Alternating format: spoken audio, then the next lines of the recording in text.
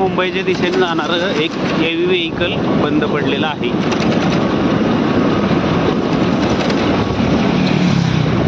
अक्षी 2 लेन सुरू होतात त्याच्या तोंडावरतीच.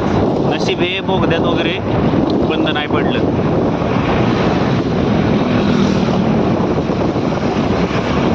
कसं काय आहे रस्त्यावरती आंदोलन सुरू. चला पाहूया या गाडीला काय झालं आहे.